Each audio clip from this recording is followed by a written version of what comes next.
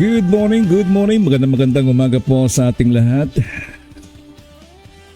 Our time now, we got 4 minutes before 6 o'clock in the morning. And today is a beautiful Friday, August 21, 2026.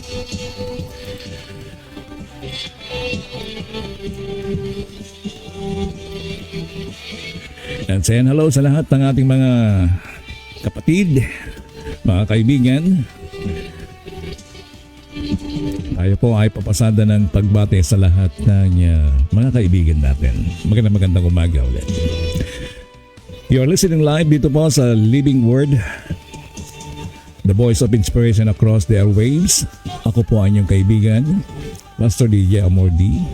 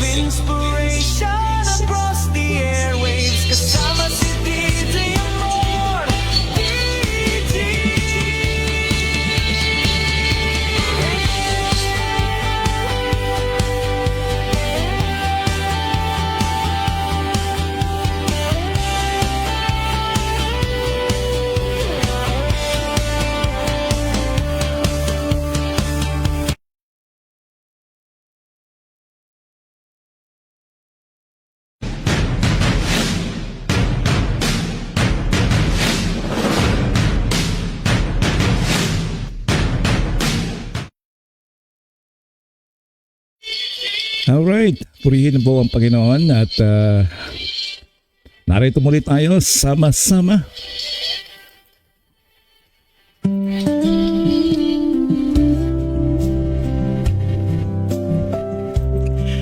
Good morning. Pagbati po sa ating mga kaibigan. Magandang umaga po ulit sa inyo. Greetings going out kay Aris May Galisa Butak, Delia Bilguera Medrano. Of course, to my beloved brother, Kuya Maning, Pastor Roman Dagdag, the resident pastor of Jesus, the Living Solid Foundation, yan sa Manaling Nagilid Isabela. Kasama na rin si Ate Marlene. Magandang umaga po, Pastora Marlene. And say hello also kay Manong Willie and to Maricel and Joy. At sa lahat ng mga kapitbahay dyan, magandang umaga kay Kagawad, kalimutan ko na tangalan dyan yung kapitbahay. And of course, and hello kay Vivian Lordizabal Jimino, watching from Ilocos. At ito'y laging nandito ang si Sir Jake Fernandez kasama si Ma'am Glenda, watching from Calasio, Pangasinan. Okay, then of course, sino pa yung mga galing dito sa una? Ayan. Kay Ma'am Alma Amawa, good morning Pastor, at sa lahat ng sumusubaybay ng Living Word Web Radio. Thursday afternoon po dito at malakas din ang ulan ngayon dito sa Virginia Beach, USA. Okay, and of course, hello sa mga tiga Santo Tomas, ay kay Ma'am Edna. Kasama na rin po dyan si Nanay Lydia. And of course kay LB, good morning Pastor. God bless ating lahat. Sana lahat ay nasa mabuting kalagayan. A message coming from LB and of course coming from Delia Bilguera Medrano. Magandang umaga po sa ating lahat mga kapatid. God bless everyone. Alright, and eto, si Sinaida Bilguera. Magandang umaga rin po sa inyo. At kay Ma'am Sylvia Estrada, watching from Olongapo City. Binabaha ang Olongapo City. Okay, and a blessed morning to all mula kay Loy 23. And of course kay Ma'am Caroline, magandang umaga. Nandito si Christine Magandang umaga, Christine. Blessed morning. Kumusta dyan sa Mindanao? I hope you're doing good dyan. At regards na lang kay Mr. CEO, Pogi. At kasama na rin yung mga pinsan dyan. I guess kasama mo si si Princess. Nandiyan si Princess, no? Yun. Blessed morning sa inyo dyan. At ingat-ingat lagi. And of course, saying hello kay Pastor Manny Gadingan Nantes mula sa Itiague, Nagilian. Itiague, Isabela. Part ba ng Nagilian yung Itiague or Itiague, Isabela lang? Okay, tayo po ay magsisimula sa ating pagbubulay-bulay. Huwag po kayong naalis dahil mga ilang minuto lang naman tayo magkakasama. At ang atin pong topic ngayon ay actually continuation ito po nung nakaraan, yung ibaba mo muna. At yan po yung challenge na kung saan ay nakakaroon po tayo ng concern, lalong-lalo na sa mga henerasyon ngayon na mga bata. Halos kahit na 6 years old na yata may hawak na cellphone, no? Okay, once again, you're listening to The Living Word Web Radio, the voice of inspiration across the airwaves. Episode 112. Ano ang nangyayari sa ating mga anak when the battle for the next generation goes unseen? Our main text is Deuteronomy chapter 6 or verse 6 to 7 and Proverbs 22 verse 6. Habang abala tayong bumuo ng magandang kinabukasan para sa ating mga anak, baka hindi natin napapansin na may ibang mundong humuhubog sa kanilang isip at sa kanilang pagkatao. Kaya minsan, tingnan nyo kahit na napakatalino yung mga anak ninyo. At marami po dyan yung mga nakakapasok sa kung saan nagiging rebelde. At dahil dito ay isang bagay din yung nangyari dyan sa buwang gumayon yan. This is especially timely because the current national conversation after the Zamboanga school shooting is no longer only about one tragic incident. It has expanded into question involving youth, social media, family, community involvement, and firearm responsibility. And I see a powerful opening question for the broadcast. Kilala mo ba talaga ang anak mo? O ang kilala mo lamang ay ang anak na nakikita mo kapag kasama mo siya? At ganoon din po sa atin, no? Hindi lang po mga anak, kundi yung ating mga loved ones, no? Sa pamilya. Okay, so don't go away. Keep on tuning in, stay tuned. This could take episode 1 to 12 for 25 to 30 minutes. No blaming, no sensationalizing tragedy, but awakening parents, grandparents, teachers, pastors, and churches. The hidden cost of digital generation. Yun po yung aking English title. The hidden cost of the digital generation. Kapag ang screen na ang nagpapalaki sa ating mga anak. Ito po yung modern caretaker or nanny ng mga bata ngayon. Iiwanan na lang. Dati kasi television saksakan yun ng malakas yata yung background natin. Hinaan natin yan. Dati kasi iiwanan yung mga kids, isaksak yung mga cartoons, and that's it. At yung namang bata ay nakatutok na doon. Actually, sa lahat po ng mga cartoons, dapat din po ay pinipili yung mga pinapanood ng mga bata. Gawa ng mga cartoons ay marami po pa rin mga hidden. Kahit yung mga ngayon, yung mga nilalaro ng mga bata ngayon na kinababaliwan na laruin, na hindi mo na mautusan yung anak mo dahil ayaw niyang paistorbo sa kanyang paglalaro. Kapag ang screen na ang nagpapalaki sa mga anak o sa mga bata ngayon. Ang sabi ng Deuteronomy chapter 6 verse 6 to 7, and these words which I command thee, or I command you this day, shall be in your heart, and you shall teach them diligently unto thy children. Kung hindi natin sinasadyang hubugin ang puso ng ating mga anak, may ibang bagay na kusang huhubog dito. Ang screen, social media, influencers, algorithms, at cultural nakikita nila araw-araw. Ito po ay koneksyon doon sa ating nakaraang pagbubulay-bulay doon sa ibaba mo muna. Ibaba mo muna yung cellphone pagka kayo ay kakain. Mula sa episode 110, no? Ibaba mo muna ang cellphone para makita mo ang pamilya mo. Makakwentuhan mo. At ito po yung inspirasyon kung bakit napunta tayo o ginaid tayo ng Banal Espiritu sa mensaheng ito. At ngayon ay episode 112, pero paano kung habang abala tayo, ang cellphone na pala ang nagtuturo, nakikipag-usap at humuhubog sa mga bata o sa ating mga anak. Mga magulang, may tanong ako. Alam ba natin kung sino ang kausap ng ating mga anak kapag nakasara ang pinto ng kanilang kwarto? Alam ba natin kung ano ang pinapanood nila? Higit sa lahat, alam ba natin kung sino ang humuhubog sa kanilang damdamin ng kanilang paniniwala? Bakit ganun na lang minsan ay nagiging matigas ang kanilang mga ulo? At yung iba ay pinag-aaral mo pero hindi naman pala nag-aaral. Hindi nakaka-graduate. Hindi nakakatapos. At makikita mo na lamang yung resulta. At hindi naman sa ganun na lahat ay ganun ay makikita mo rin naman yung mga ibang bata ay successful. Nakagraduate, nagkaroon ng titulo. So purihin po ang Panginoon at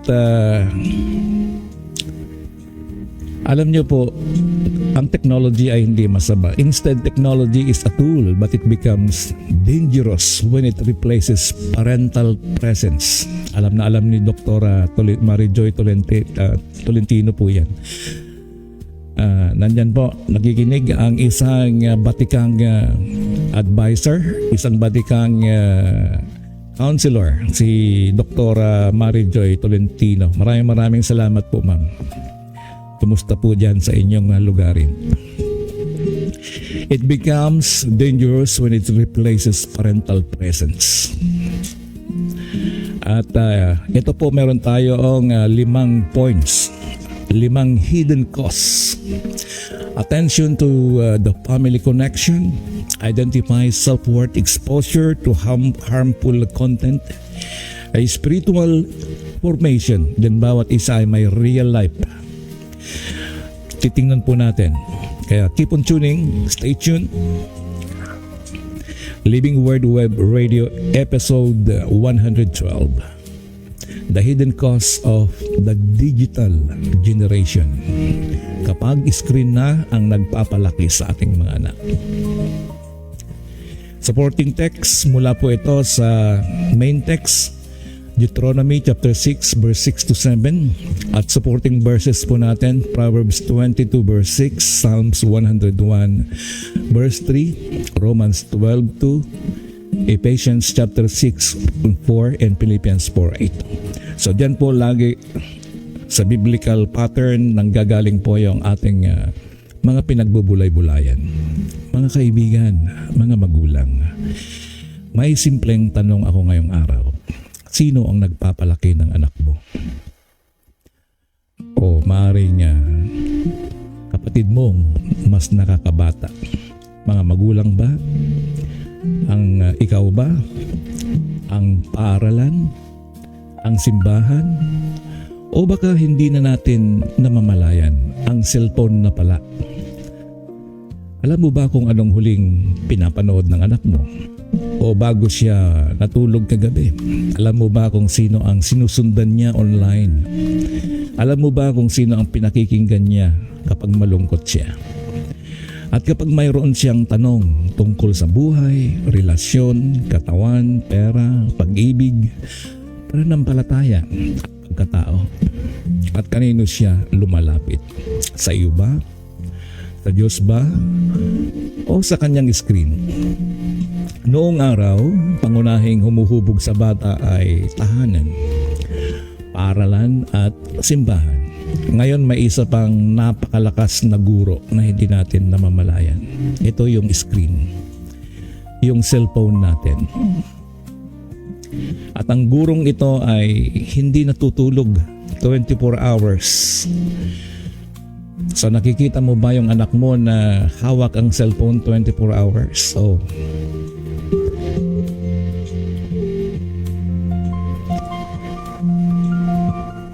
yan po ang ating mensahe at yan po yung ating pagbubulay-bulayan. Kung ikaw ay isang magulang, lolo, lola, guro, pastor, youth leader o mayroon kang kabataang mahal na mahal mo, ang episode na ito ay para sa iyo. The hidden cost of the digital generation. Kapag ang screen na ang nagpapalaki, sila si isudan ti taga-aw-awir. Modern generation noon ay television kasi busy yung magulang sa pagkatrabaho. At maaring si tatay ay wala ring trabaho o kung meron mang trabaho ay nasa ibayong dagat o nasa ibang bansa. Hindi po natin kaaway ang technology. Ginagamit natin ito para magtrabaho. Ginagamit natin sa pag-aaral. Ginagamit natin para makausap ang ating pamilya.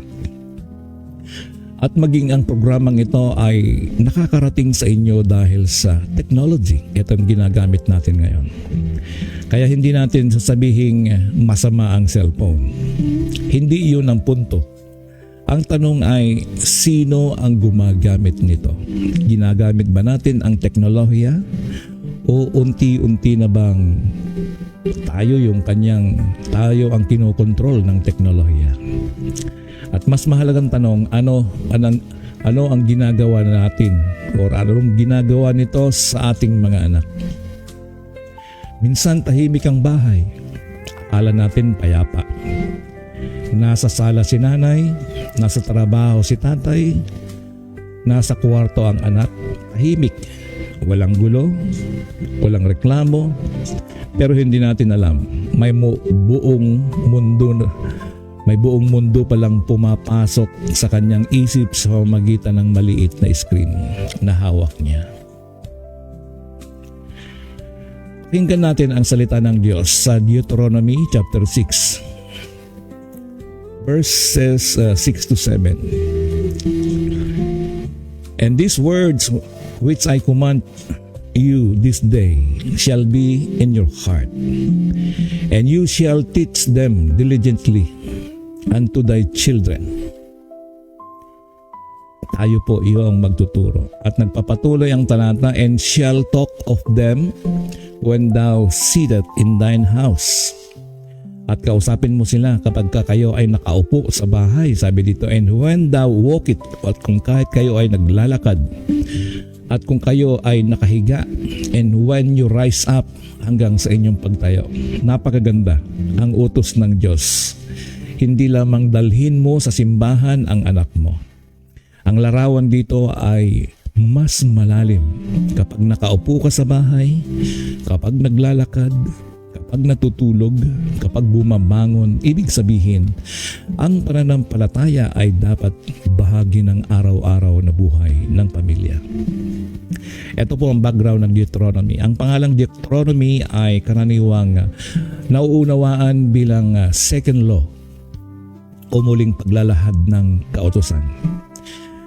Tradisyonal na kinikilala ni Moses bilang pangunahing may akda ng Deuteronomy. Bagaman ang huling bahagi tungkol sa kanyang kamatayan ay malinaw na naglalarawan ng mga pangyayaring pagkatapos ng kanyang buhay. Sino ang pangunahing audience? Noong panahon ng henerasyon ng Deuteronomy, walang iba kundi ang Israel. Ang unang henerasyong lumabas sa Egypt ay halos lumipas na. Ngayon, nasa harapan nila ang bagong henerasyon na papasok sa Promised Land. Kaya bago sila pumasok, pinaalalahanan sila. Huwag ninyong kalimutan ang Diyos. at huwag ninyong hayaang makalimutan siya ng inyong mga anak. Kaya sinabi sa Deuteronomy 6, ituro ninyo ito ng masikap sa inyong mga anak. Bakit? Dahil ang bagong henerasyon ay kailangang maturuan muli tungkol sa Diyos. Alam niyo po yung henerasyon natin ngayon, kaya nga po yung mga grupo namin sa Bible School at sa mga chaplaincy program na ginagawa namin ay yung pagbabalik at pagpasok sa mga schools upang mamahagi ng salita ng Diyos. At unang layunin ay turuan, bahaginan ang mga bata. At napakahalaga nito sa panahon natin. Dako po tayo sa unang puntos. May ibang guro na ang ating mga anak. Kung hindi mo tuturuan ang anak mo kung ano ang tama, may ibang handang magturo sa kanya kung ano ang gusto mong paniwalaan niya. Mga magulang, hindi blanco ang digital world. Ang mensahe ito, may mensahe itong digital world na ito. May values, may philosophy, may definition of success, may definition ng beauty, may definition ng relationships, may definition ng sexuality, may definition pa nga kung ano ang tama at mali. Kaya sinabi ng Diyos, "Thou shalt teach them diligently unto thy children." Hindi sinabi bahala na silang matuto. Hindi sinabi malalaman din nila yan paglaki. Ang sabi ay teach them diligently. Narito po ang isang ilustrasyon. Isipin ninyo ang isang garden. Kung gusto mong magkaroon ng magandang halaman, hindi sapat na sabihin bahala na ang lupa. Kailangan mo magtanim, magdilig, magtanggal ng damo, mag-alaga. Dahil kapag hindi ka nagtanim ng mabuti, may damong kusang tutubo. Ganon din ang isip ng bata. Kung hindi natin sinasadyang magtanim ng katotohanan, may ibang magtatanim. Ito po yung ating takeaway. Para sa mga parents, huwag lamang bantayan kung gaano katagal silang online. Alamin din natin kung ano ang pumapasok sa isip nila habang naka-online sila. Dako po tayo sa point 2. Ang hidden cost ng screen ay connection. May connection. Hook. Minsan connected tayo sa buong mundo pero disconnected tayo sa mga taong katabi natin. Iba ang connection natin. Sa episode 110, ibaba mo muna. Magkakasama sa mesa pero magkakahiwalay ang mundo. Napansin po ninyo yon? Kapag kayo ay nagkasama-sama sa bahay o maaring hindi na kayo nagkakasabay-sabay kumain. Si tatay nasa Facebook, nanonood ng mga reels. Si nanay may ka-chat. Ang anak nasa TikTok o nasa YouTube. Ang isa ay naglalaro, nasa Legend. Physically together, but internally, emotionally apart. Magkakahiwalay. Imagine a child approaching his father. Daddy, tingnan mo ginagawa ko. Sabi ni daddy, sandali lang anak. Nag-scroll, bumalik ang anak, daddy. Tapos sumagot yung daddy, wait lang. Or vice versa, ganon. Kung hindi yung tatay, yung anak. Sandali lang tay, sandali lang nay. Kaya naging viral yung salitang wait or sandali lang. Hanggang sa kalaunan, hindi na lumapit ang bata. At makalipas ang ilang taon, maaring magtanong ang magulang, bakit hindi na nagkukwento sa akin ang anak ko? Baka dahil noong gusto niyang magkwento, hindi tayo available. Hindi kailangan ng anak ng isang perfectong parent.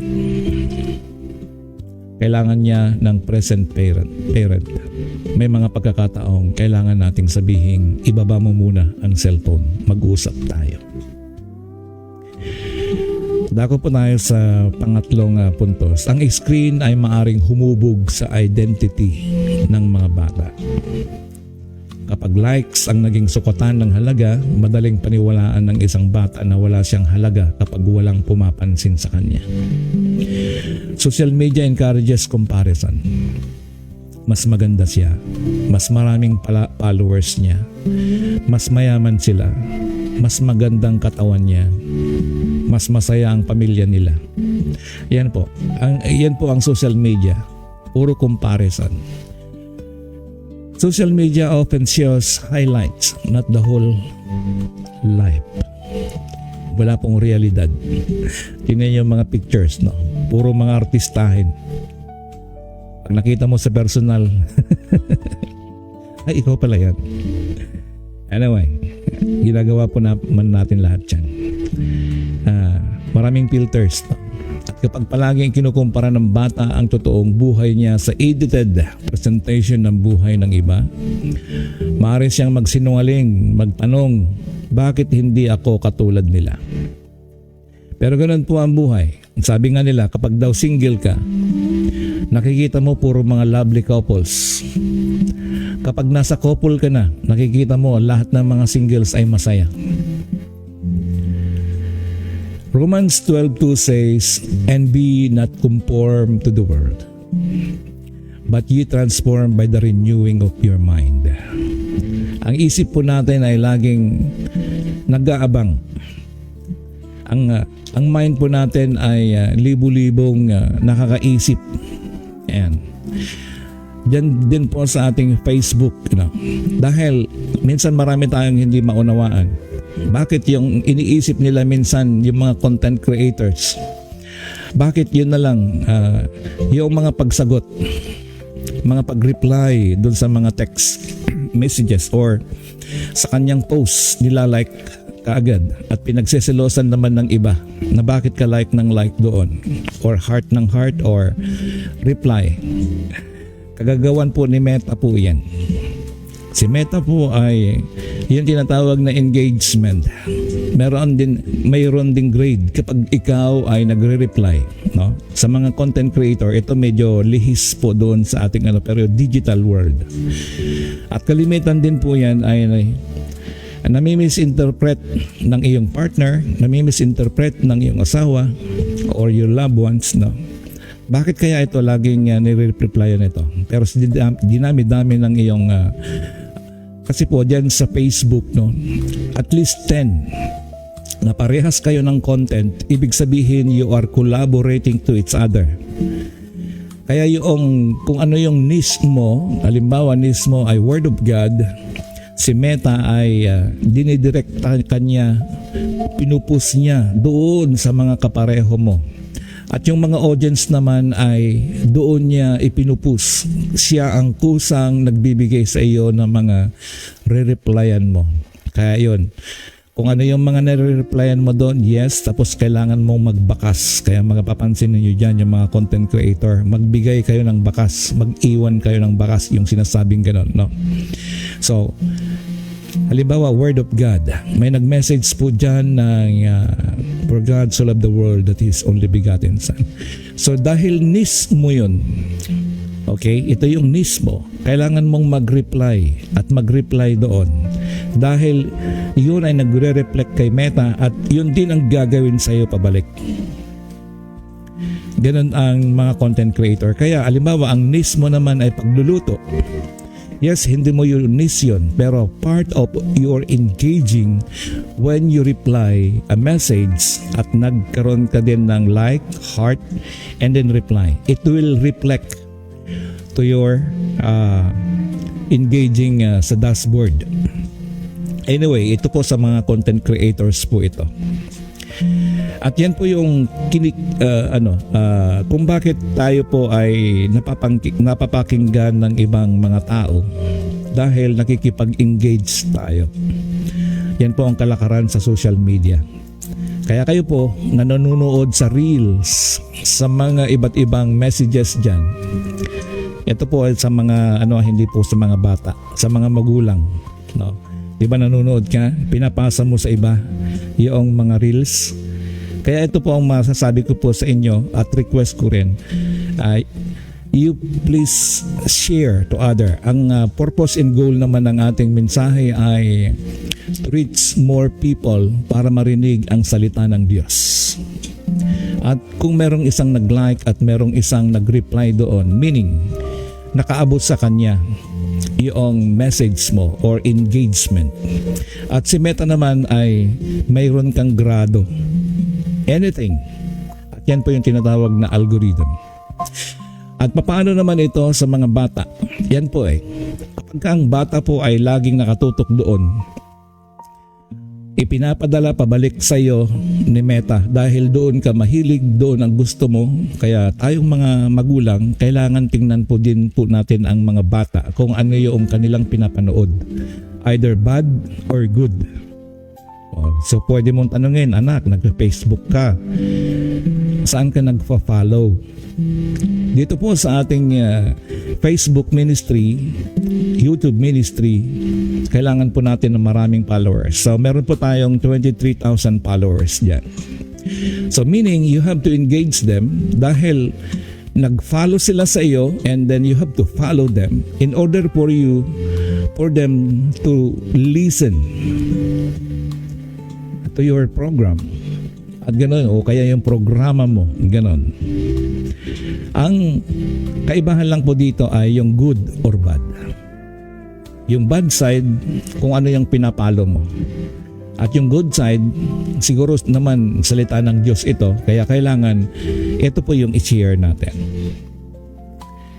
Identity ng ating mga anak ay hindi dapat nakasalalay sa followers, likes, and comments. Kung ano yung kanyang ipinost. Halimbawa, yung pinost niya ay patungkol sa violente. Yun pala ang sinusundan ng anak mo ay mga violente na bagay. Kaya yung action nila, yung kanilang character ay nagiging ganun. Kung ang sinusundan mo ay ang salita ng Diyos at nilalike at nire-reply mo, so anong magiging katulad mo? Of course, ikaw ay magiging makadiyos.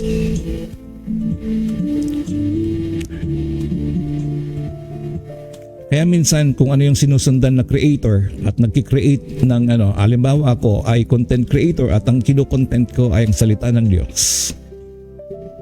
Pero sa likuran ay marami palang nagkaka-interest. Hindi ikaw yung pinag-iinteresan.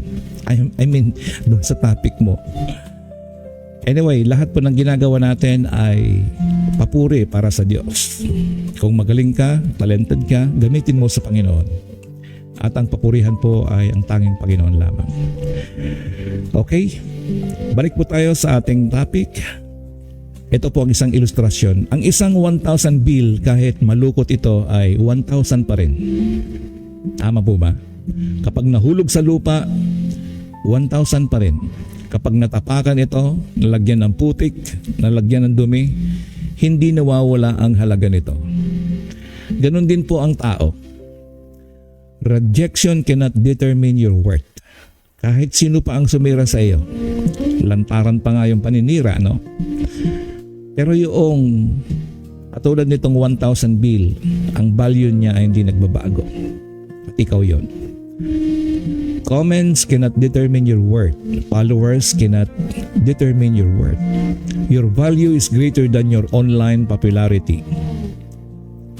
Sabihin natin ng mas madalas sa ating mga anak, mahalaga ka kahit hindi dahil marami ang nag-like sa iyo, mahalaga ka dahil nilikha ka ng Diyos at mahal ka namin. Minsan may mga bata nag-post, walang nagla-like. No, nadidepress siya dahil walang nagla-like.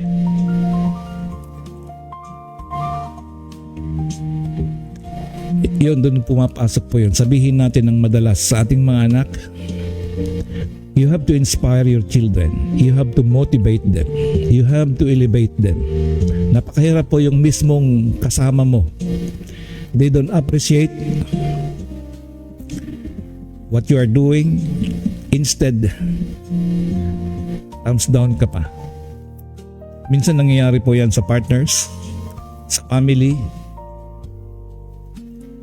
Pero purihin ng Panginoon dahil nagpapatuloy ka sa magagandang bagay. Mahalaga ka hindi dahil marami ang nag-like sa'yo, mahalaga ka dahil nilikha ka ng Diyos at mahal ka namin. So yan po yung mga paghuhubog natin o mensahe natin sa ating mga anak. Para ma-mold sa kanilang mga isip, hindi yung napakabobo mo, wala kang kwentang anak, napakatigas ng ulo mo. At higit sa lahat, pagsasabi mo pa sa iba, ay nako, yung anak ko napakatigas ang ulo. Dako po tayo sa pang-apat na puntos. Ang nakikita nila ay nagiging binhi sa kanilang isip. Yung nakikita nila mismo sa iyo. Ikaw, sasabihin mo sa kanila, huwag kang mag-cellphone. Ikaw naman cellphone ng cellphone. Hindi lahat ng pumapasok sa mata ay nanatili lamang sa mata. Ang ilan ay bumababa hanggang sa puso. Ayon sa Psalms 101 verse 3, I will set no wicked thing before mine eyes. Ayon po sa Philippians 4 chapter 4 verse 8, teaches us to dwell on the things that are true, honest, just, pure, lovely, and good report.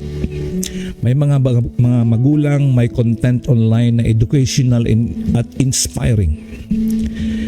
Ang atin pong radio ay Living Word Web Radio, the voice of inspiration across the airwaves. Pero minsan po nami-misinterpret yung pagiging masyado tayong nagbibigay ng inspirasyon at motivation sa mga iba. At maging sa pag-like at pag-heart at pag-reply mo sa iba ay nami-misinterpret. At minsan ay pinagsisilosan ka. Anyway, nangyayari din po yun sa inyong mga kaibigan. Katulad yan, kung ang asawa nyo ay nakita, pinupost ako, sinishare ako, nilalike or niha-heart, sasabihin, crush mo yata si pastor. Or obsessed ka kay pastor. Parang mga ganong tipo. Kung ano ang nakikita ng magulang, sa magulang yon ang ginagaya ng mga bata. Kaya dapat maingat tayo, dapat maging magandang halimbawa. Maraming salamat po, Ma'am Sylvia. Mga magulang, may content ng bawat pinupost dyan. Maging masamang content, maging good content, lahat ng mga bagay na dyan sa Facebook. Sino po sa inyo yung nagpe-Facebook? Ang ipalabas po natin dyan ay puro kung ikaw ay makadiyos, kung patungkol sa Diyos, ituloy-tuloy mo po yan dahil ang social media, kung nais po natin na gamitin para sa kabutihan, pero yan po ay virtual. Ang mga kasama nating mga anak sa bahay ay physical po yan. Kasama po natin dyan. Ikaw din po ang unang babasahin. Ikaw yung open book sa kanilang paningin. Kaya may content online na educational at inspiring, meron ding violente, pornographic or sexual material, cruelty, bullying, deception, dangerous challenges, at destructive philosophies. Yan po yung mga mensahe ng mga distorted laban sa gobyerno. Hindi ibig sabihin na mabubuhay tayo sa takot. Ang kailangan natin ay discernment. Madali pong mag-judge sa kapwa. Yan po ang sabi ni Ma'am. Yes, totoo po yan. Diyan din po natin nakikita at nasusukat kung yung pong mga hangarin natin ay nararamdaman ng mga bata. Pero kung ikaw mismo, ganun din. No? Ito po isang ilustrasyon. Kung may kumatok sa bahay mo ng alas 12 ng gabi at hindi mo kilala, bubuksan mo ba agad ang pinto? Hindi. At anong unang nararamdaman mo? Takot. Titingnan mo muna. Hindi ka sisigaw ng sino yan. Papakiramdaman mo muna. Isipin natin sa internet, minsan binibigyan tayo ng isang bata ng device na parang susi sa pintuan ng buong mundo. tingnan nyo po ninyo, kayong pong mga magulang, tingnan nyo, meron pong parental guidance or meron pong inaano sa cellphone. May sinuswitch yan, no? Pwede nyo pong ilock yun para hindi po mabuksan ng mga anak ninyo. Dahil once na nabuksan po yan, si algorithm, dadalhin kanyan lagi, ipapaalala niya at ipaalala niya. Halimbawa, kaya kayo po ay nakikinig dito, lahat po ng post ko makikita ninyo kaagad kasi si algorithm. Paano ko ang binuksan mo? Yun palang mga sexual or mga violente sa mga anak na nabuksan nila.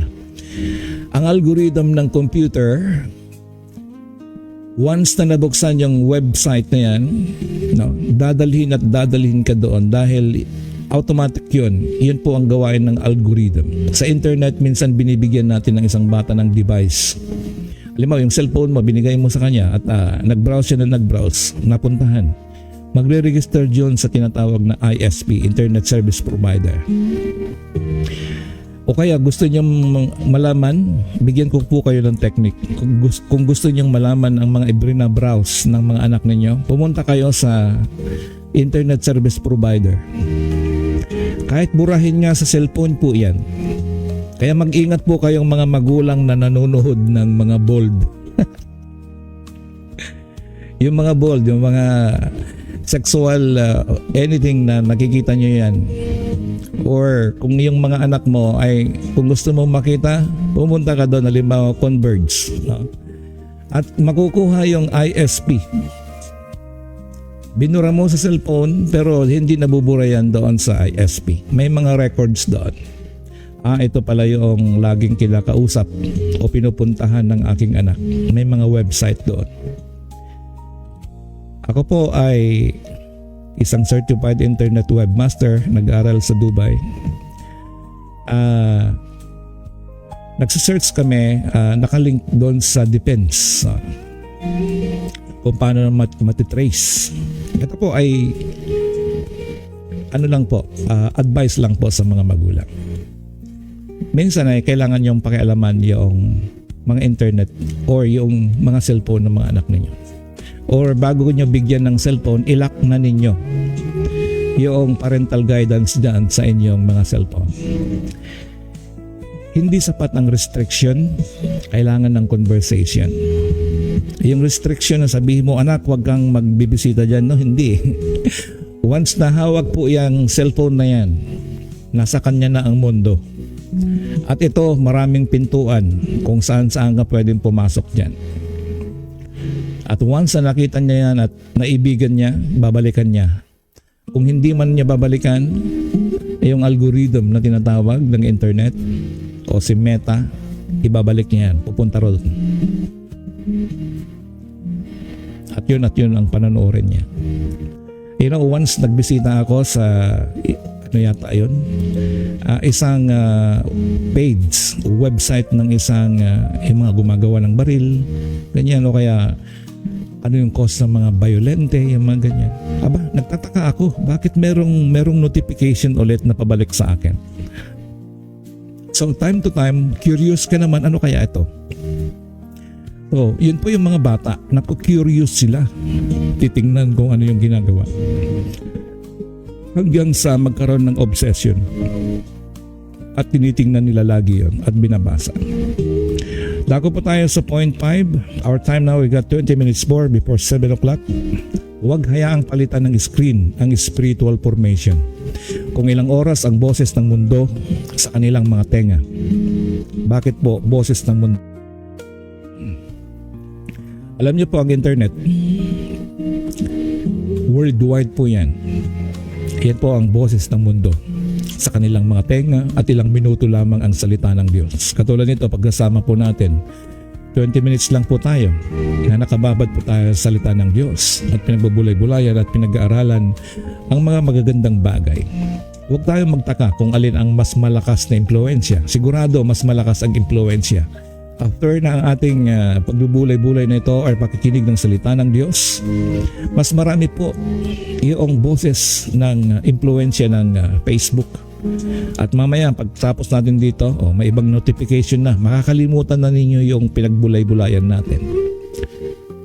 Balikan po natin ang Deuteronomy chapter 6 verse 7. When thou sittest, sabi nga ganon, in thine house, when thou liest down, and when thou rise up. Kung kayo man ay nakaupo, kung kayo ay nakahiga, at kung kayo ay bumangon, ay kinakausap ninyo yung mga anak ninyo. Napaka-practical ng Diyos. Hindi kailangan ng 2 oras ng family devotion. Ang sabi niya ay, habang kumakain, usapan ng Diyos. Habang nagkukwentuhan, isama sa kwentuhan ng Diyos. Bago matulog, bago manalangin, pagkagising, pasasalamat or magpasalamat sa Diyos. Kapag may problema, sabihin, anak, ipanalangin natin yan. Ito ang spiritual formation. Hindi lamang Sunday activity. Ito po ay isang lifestyle. Ito po ay isang illustration. Ang punong dinidiligan ilang beses lamang kada ilang linggo ay may hirapang lumago. Mahilig ka bang magtanim ng halaman? Subukan mong hindi yan diligan ng ilang araw. Hindi po yan lalago. Ganon din ang spiritual life natin. Hindi natin maaaring asahan sa isang oras ng pagdidilig. Kailangan po natin ng Sunday school, pag-aaral. Ibig sabihin, kung isang Sunday school lang na pag-aaral mo, hindi ka rin matututo. Kailangan po araw-araw ang pagbabasa ng Biblia. Kung ikaw ay nagsisimba lang kada linggo, kulang po yun. Kailangan mo pong magbasa ng araw-araw ng banal na kasulatan. Napakaraming mensaheng naririnig ng mga bata buong linggo. Kailangan ng tahanan. Gawing normal ang Diyos sa conversation sa pamilya. Hindi lamang kapag may problema, hindi lamang kapag linggo, kundi araw-araw. Ito po ang practical challenge po natin, 5 bagay na pwedeng simulan sa pamilya. Magkaroon ng screen-free meal. Kahit isang meal bawat araw, walang cellphone sa lamesa. Magkaroon ng regular na conversation, hindi interrogation ha. Hindi yung pag sinaliksik mo parang pagalit. Subukan ito. Ano ang pinakamagandang nangyari sa iyo ngayon, anak?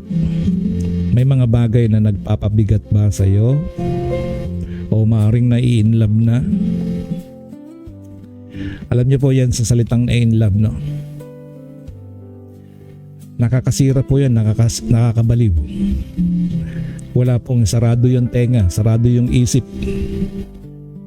Kaya minsan yung mga anak natin, kapag nagdadalaga o kaya nagbibinata, no? Ang magandang approach dyan ay, anak, kumusta ka na? Hanggang sa mapunta kayo sa personal na bagay at mag-open sa iyo at maramdaman niyang ikaw ang tatay o nanay. Alamin ang digital world ng anak mo. Ano ang games niya? Sino ang creators na pinapanood niya? Ano ang uso sa barkada? No? At kung ikaw naman ay magulang ay dahil maganda pala yung kanyang creator na sinusundan, edi purihin mo siya. Hindi para agad kundinahin, no? Kundi intindihin.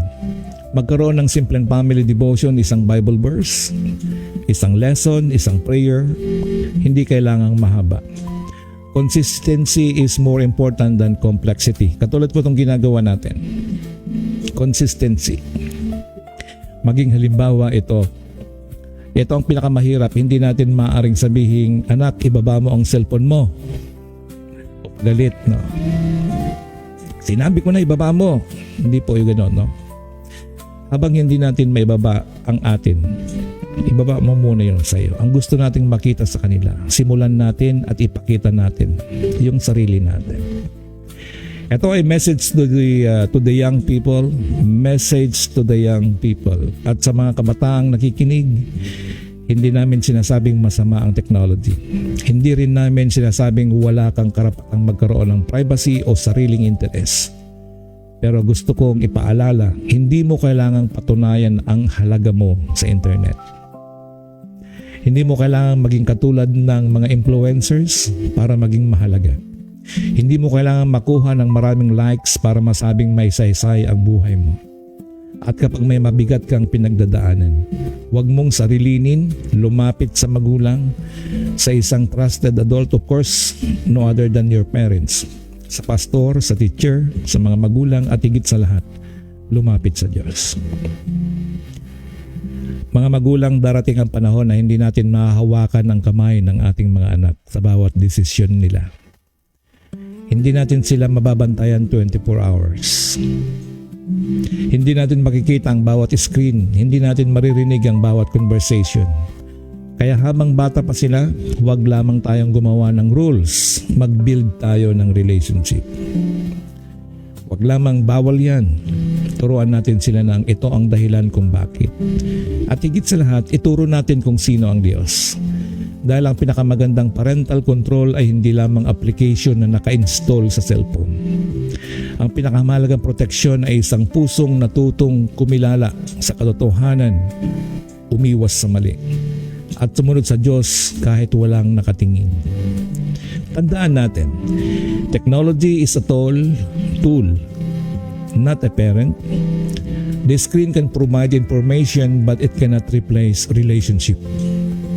The internet can give answers, but it cannot give godly wisdom. Social media can give followers, but it cannot determine human worth.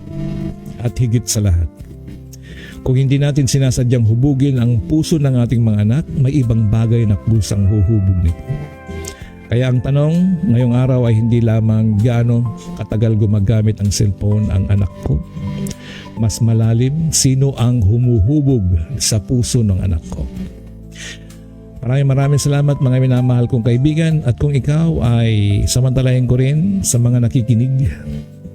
Bago tayo manalangin, mga magulang, tanungin natin ang ating sarili, kailan ako huling naupo kasama ang anak kong walang cellphone? Kailan ko siya huling tinanong kung kumusta talaga ang puso niya? Kailan kami huling manalangin ng magkasama? Baka ngayong araw sinasabi ng Diyos, bumalik ka sa tahanan. Hindi lamang physically, kundi emotionally. Bumalik ka spiritually. At baka may magulang na nakikinig at nagsasabing, Pastor, marami akong pagkukulang. Hindi pa huli ang lahat. Magsimula ka ngayon. Lumapit ka sa anak mo. Makinig ka. Humingi ng tawad kung kinakailangan. Manalangin kasama niya at sabihin, Anak, gusto kitang makakilala. Gusto kong mas maging present sa buhay mo. At gusto kong sabay nating kilalanin ang Diyos. At sa mga kabataan, kung napakalayo na ng loob mo sa Diyos, ang imbitasyon ni Kristo ay nanatili. Lumapit ka sa Kanya. Ibigay mo sa Kanya ang iyong buong buhay. Si Jesus Christ ang namatay para sa ating mga kasalanan, inilibing at muling nabuhay. Ang kaligtasan ay hindi nakukuha sa popularity, sa achievement, religion o pagiging mabuting tao. Ito ay biyaya ng Diyos na tinatanggap sa pamamagitan ng pananampalataya kay Kristo. Maraming salamat mga minamahal kong at ginigiliw ng mga kapatid, mga kaibigan. Tayo po ay manalangin. Aming Ama na nasa langit, maraming salamat po sa aming mga anak at sa mga bagong henerasyong pinagkatiwala ninyo sa amin. Panginoon, patawarin ninyo kami sa mga pagkakataong naging abala kami sa maraming bagay, ngunit nakalimutan naming pakinggan ang aming pamilya. Bigyan ninyo kami ng karunungan bilang mga magulang, lolo, lola, guro, pastor at tagapag-alaga. Tulungan ninyo kaming hindi lamang bantayan ang aming mga anak, kundi gabayan sila. Hindi lamang pagbawalan sila, kundi turuan sila. Hindi lamang pagsabihan sila, kundi pakinggan sila. Protektahan ninyo ang kanilang mga mata. Protektahan ninyo ang kanilang mga isip. Protektahan ninyo ang kanilang mga puso. Bigyan ninyo sila ng discernment upang malaman ang tama at mali, katotohanan at kasinungalingan. At higit sa lahat, Panginoon, naway makilala nila si Jesus hindi lamang bilang pangalan na naririnig sa simbahan, kundi bilang Panginoon at tagapagligtas sa kanilang buhay. Tulungan ninyo kaming gawing tahanan ang unang lugar kung saan natutuhan nilang magmahal, manalangin, magpatawad at sumunod sa iyo. Maraming salamat o Diyos, mga kaibigan kong nasa kabilang screen. Pagpalain niyo po sila, samahan sila sa araw na ito. Ito po ay aming dalangin sa tanging pangalan ni Jesus. Amen. Maraming salamat po at muli po kayo po ay nakinig dito po sa Living Word Web Radio, the voice of inspiration across the airwaves. Ako po ang inyong kaibigan, Pastor DJ Amordi. Ang oras natin bigat exactly 5 minutes before 7 o'clock. At kung kayo ay nakarating sa dulo nito, purihin po ang Diyos at maraming salamat po sa inyo. Hindi po kayo nakinig sa akin, kundi nakinig kayo sa ating Panginoong Jesus. Kumayo po tayo at pagpalain at magkasama-samang muli tayo sa araw ng bukas. At abangan na lamang po ninyo ang ating mga new upload sa likod ng screen. Iyan po ang ating pinaka-team song sa umagang ito. Ayan po ay original song. Ngayon, sa liwanag ng munting screens, may ibang mundong unti-unting Maraming salamat pumapasok din sa po, damdamin. Dr. Mary Joy. Hindi masama ang teknolohiya, At sa lahat ng mga pero kaibigan habang po hawak natin, nila, thank you kay Ma'am Sylvia, Sir Jake at Ma'am Glenda, kay Dinaida Bilguera. Dumating ang ating kapatid, si Manang Mary, Pastora Marita. Good morning po, Pastor. True. Okay, maraming salamat, Manang. Okay, sa lahat ng mga kaibigan natin at kay Master Sergeant Maricar, good morning. Thank you very much po sa inyong lahat. At kay Christine Dals dyan sa Mindanao, Christine Dalsa, Christine Dagdag, ang aking beloved pamangkin. Okay, and Manny Gandingan Nantes. Okay, maraming salamat po at maraming salamat din sa iba't ibang mga sponsors sa pangunguna ni Ma'am Caroline at iba pang mga sponsors. Iris Megali sa Butak, maraming salamat din Delia Bilguera, at ganoon din kay Vivian, kay Ma'am Alma, at si Ma'am Bilguera, at kay Ma'am Edna and Nanay Lydia. Okay, at sa lahat po na nakikinig sa labas at sa loob.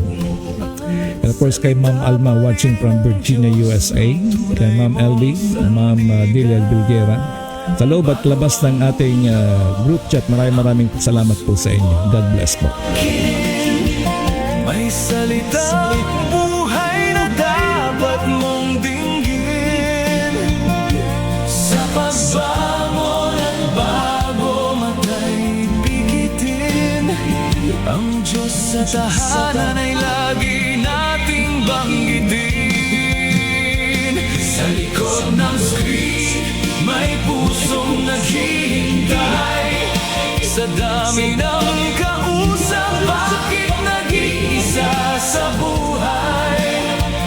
Ibaba mo muna, halika't mag-usap tayo. May Diyos na nagmamahal